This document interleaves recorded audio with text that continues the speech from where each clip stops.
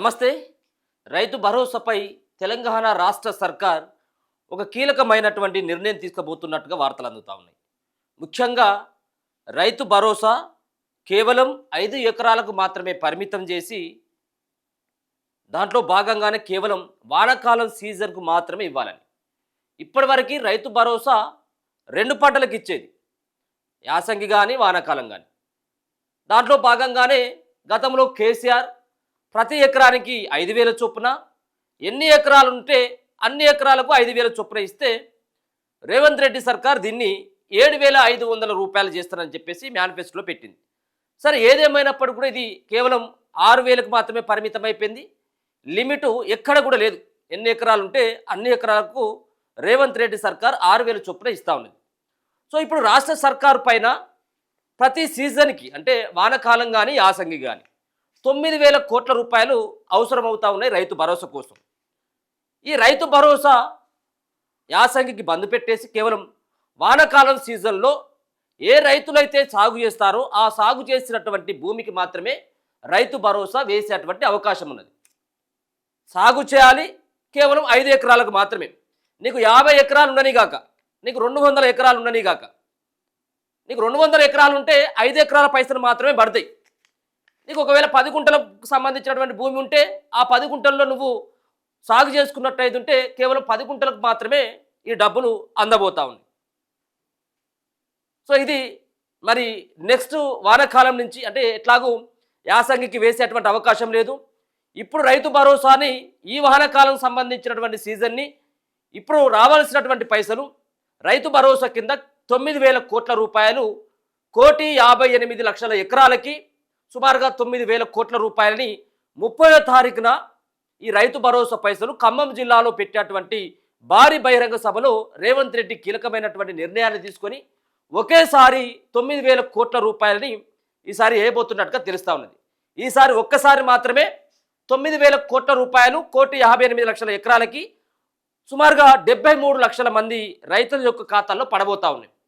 Next బంద్ అయ్యేటువంటి అవకాశం ఉంటుంది. దాని తర్వాత చాలా కీలకమైనటువంటిది నిర్ణయం. ఇది ఏంటిదంటే 5 ఎకరాలకు మాత్రమే పరిమితం చేయబోతా ఉన్నాడుగా. వానాకాలం సీజన్లో కేవలం ఒక కట్ ఆఫ్ సంబంధించినటువంటి ఎకరాస్ తీసుకొని 5 ఎకరాలకు మాత్రమే పరిమితం చేసి సాగుతున్నటువంటి భూమికి మాత్రమే ఇవ్వాలన్నటువంటి ఒక నిర్ణయం తీసుకుంటున్నట్టుగా తెలుస్తూ ఉన్నది. అందుకోసం అని చెప్పేసి ఇప్పటికే అసలు యాక్చువల్గా ఈ సీజన్లోనే ఈ వానాకాలం సంబంధించినటువంటి సీజన్లోనే శాటిలైట్ మ్యాప్ ఆధారంగా నిర్దేశించినటువంటి శాటిలైట్ మ్యాప్ ఆధారంగా గుర్తించినటువంటి సాగు చేసేటువంటి పంట భూములకు మాత్రమే రేవంత్ రెడ్డి సర్కార్ ఈ యొక్క రైతు భరోసాను వేయాలనుకున్నా పూర్తి స్థాయిలో ఇది కాలేదు. ఈ సర్వే ఇంకా పూర్తిగా కంప్లీట్ కాలేదు. కాబట్టి వచ్చేసారి వానాకాలం అప్పటికి ఈ రైతు భరోసా మళ్ళీ వానాకాలం వేసేంత వరకు ఈ శాటిలైట్ మ్యాప్ ఆధారంగా ఆయా సంబంధించినటువంటి భూముల్లో ఏ పంట పడుతుంది, ఏ విత్తనాలు వేసిండ్రు, ఏ పంట సాగు చేసిండ్రు అన్నటువంటి పూర్తి వివరాలు, అసలు అది సాగవుతున్నటువంటి భూమి లేదనేది పూర్తి స్థాయిలో తెలుసుకున్న తర్వాత మాత్రమే ఈ డబ్బులని వేస్తే అసలైనటువంటి రైతులకి లబ్ధి చేకూరుతుంది. పంటకు సాగు చేసేటువంటి రైతులకు మాత్రమే లబ్ధి చేకూరేటువంటి అవకాశం ఉన్నటువంటి సందర్భంలో రేవంత్ రెడ్డి ఈ యొక్క నిర్ణయం తీసుకుంటున్నట్టుగా తెలుస్తూ ఉంది. సో దీని పట్ల ప్రత్యేకంగా రైతులు ముఖ్యంగా పెదవి విరుస్తూ ఉన్నారు. ఇప్పటికే యూరియా కొరత కనబడతా ఉన్నది. సరైనటువంటి టైంకి పండించినటువంటి పంట కూడా కొనట్లేదు. మొన్న వర్షాకాలం స్టార్ట్ అయ్యే లోపట్ల మరి చాలా చోట్ల మరి ఈ సంబంధించినటువంటి వరిధాన్యం అంతా కూడా కొట్టుకపోయినటువంటి ఆ సందర్భాన్ని కూడా చూడడం జరిగింది. మద్దతు ధర లేదు. సరైనటువంటి టైంకి సన్నాలకి బోనస్ అని చెప్పేసి ప్రకటించినటువంటి ప్రభుత్వం చేతులెత్తేసి 3 నెలల తర్వాత 4 నెలల తర్వాత డబ్బులు ఇవ్వడం ఏమిటి, మరో పక్కన రైతు భరోసా పైసలు కూడా సరైనటువంటి టైంకు పడట్లేదు.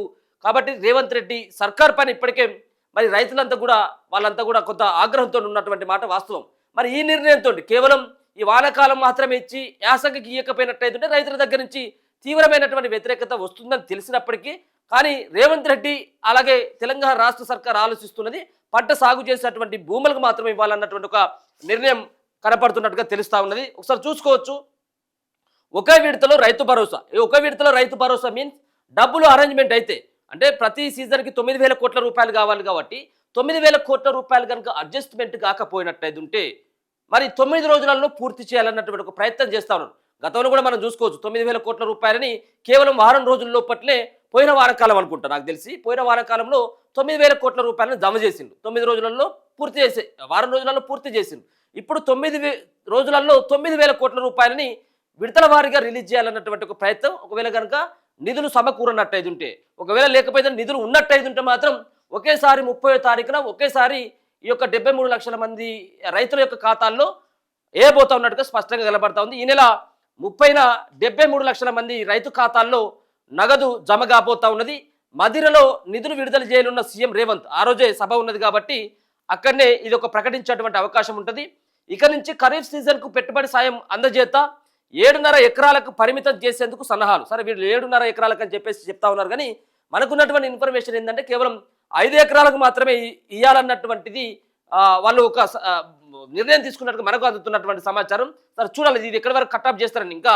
క్లారిటీ లేనప్పటికీ 5 ఎకరాలకు మాత్రమే పరిమితం చేస్తే బాగుంటుంది దీంట్లో చాలా మంది దరిదాపుగా 5 ఎకరాల లోపు ఉన్నటువంటి రైతులే 90 నుంచి 95% వాళ్ళే ఉంటారు 5 ఎకరాలకు పైన ఉన్నటువంటి వాళ్ళ యొక్క శాతం కేవలం 10% లోపే ఉంటుంది కాబట్టి ఇది 90% వాళ్ళకి లబ్ధి చేకూరేటువంటి ఒక అవకాశం ఉన్నటువంటి సందర్భంలో 5 ఎకరాలకే పరిమితం చేస్తారన్నటువంటి ఒక ఊహాగానమైనటువంటి వార్తలు అయితే వస్తూ ఉన్నాయి ప్రభుత్వానికి ఆర్థిక భారమైన రైతులకు భరోసా పంపిణీ చేసేందుకు ఏర్పాట్లు చేస్తుంది ఈ నెల 30న ఖమ్మం జిల్లా మదిర నియోజకవర్గంలో జరగనున్న బహిరంగ సభలో సీఎం రేవంత్ రెడ్డి నిధులు విడుదల చేయనున్నారు ఇప్పటికే ఖరీఫ్ సీజన్ ప్రారంభం కావడంతో రైతులకు పెట్టుబడి సాయం అందించేందుకు కొత్త పట్టా పాస్బుక్ వివరాలను సీసీఎల్ఏ నుంచి ప్రభుత్వం తెప్పించుకుంది మొత్తం 73 లక్షల మంది రైతుల ఖాతాల్లో 9,000 కోట్లు జమ చేసేందుకు పక్కాగా ప్లాన్ చేస్తుంది యాసంగిలో 2 ఎకరాలకే పెట్టుబడి సాయం అందించడంతో రైతుల నుంచి వ్యతిరేకత వచ్చింది దీంతో దాని నుంచి బయటపడేందుకు ఒకేసారి జమ చేస్తే బాగుంటుందని ప్రభుత్వ పెద్దలు భావిస్తున్నారు ఇక నిధుల కొరత ఏర్పడితే మొదట ఎకరం చొప్పున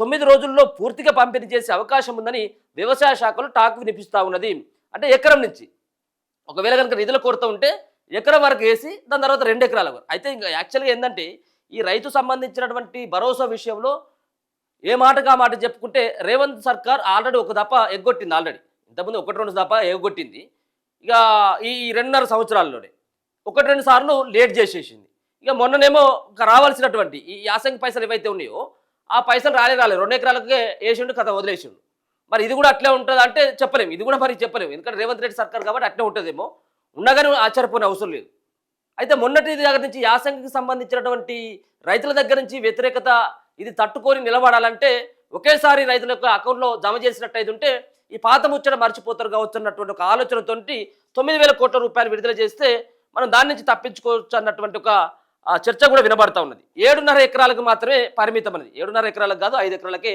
ఇస్తే సరిపోతుంది ఒకే పంటకు సాయం రైతు భరోసా నిధులు సాగు చేసే రైతులకి పంపిణీ చేయాలని లక్ష్యంగా రేవంత్ ప్రభుత్వం ప్లాన్ చేస్తుంది గత బీఆర్ఎస్ ప్రభుత్వం సాగు అంటే తెలియని పట్టదారు పాస్బుక్ కలిగిన వారందరినీ అప్పనంగా పెట్టుబడి సాయం ఖాతాలో జమ చేసింది అయితే ఇక్కడి నుంచి ప్రజల సొమ్ము వృధా కాకుండా పంట సాగు చేసే వారికే భరోసా సాయం అందించాలని నిర్ణయానికి వచ్చినట్లు తెలిసింది అవసరమైతే ఎన్నికల ముందు ఇచ్చిన హామీ ప్రకారం ఎకరానికి 15,000 పంపిణీ చేస్తే పార్టీకి ప్రభుత్వానికి తిరిగి ఉండదని స్థానిక ఎన్నికల్లో విజయం సాధించవచ్చనే అంశం ఇటీవల జరిగిన మంత్రివర్గ సమావేశంలో చర్చకు వచ్చినట్లు సమాచారం 10 ఎకరాలకు పైన భూమి ఉన్నవారికి పెట్టుబడి సాయం అందిస్తే ఎలాంటి ఉపయోగం లేదని పేద మధ్యతరగతి రైతులకు వేస్తే అన్ని రకాల ప్రయోజనం ఉంటుందని డిస్కషన్ చేసినట్లు టాక్ వినిపిస్తుంది అదేవిధంగా కౌలు రైతులను ఆదుకునేందుకు చట్టం తీసుకొచ్చి వారికి భరోసా ఇచ్చేటువంటి అంశంపై పరిశీలన చేయాలని ఒకరిద్దరు మంత్రులు ముఖ్యమంత్రి ముందు ప్రపోజల్ పెట్టినట్టు ప్రచారం సాగుతూ ఉన్నది ఏ ప్రపోజల్ లేదు మీరు గతంలో కేసీఆర్ ఏ విధంగానైతే చెట్లకు పుట్టలకు ఇచ్చిండో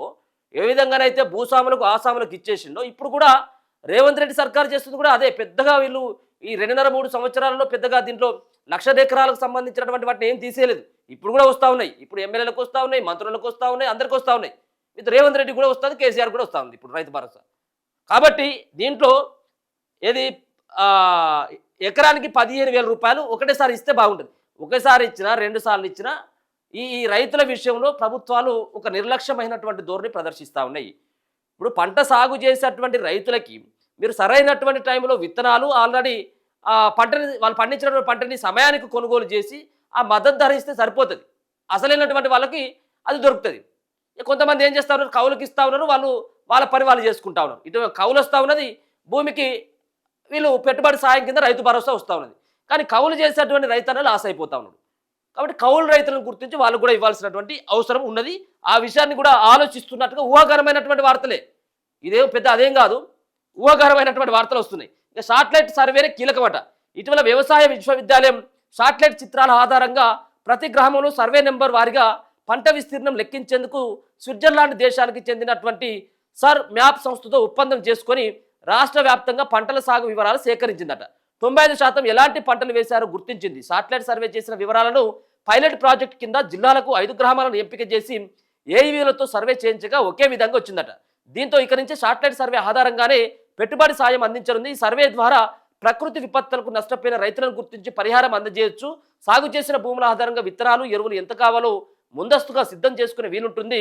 ప్రభుత్వం ప్రవేశపెట్టే ప్రతి పథకం పంట సాగు చేసిన రైతులకి అందుతుందని ప్రభుత్వం బలంగా నమ్ముతుంది. కాబట్టి చూడాలి ఏముంటుంది, ఎట్లా ఉంటుంది భవిష్యత్తులో. ఈ రైతు భరోసా గురించి మొత్తం ఎత్తేస్తాడా, ఎత్తేస్తే ఎట్లా ఉంటుంది? సో వీటన్నిటి గురించి కూడా డిస్కషన్ అవుతా ఉన్నది. ఇప్పుడు ఏమంటా ఉన్నారు, ప్రభుత్వం భారమైనా కానీ రైతులకు పంట సాయం అందిస్తారు. రైతులకు అందిస్తేనే భారం అయిపోతుందో సర్కార్కి. కాబట్టి చూడాలి.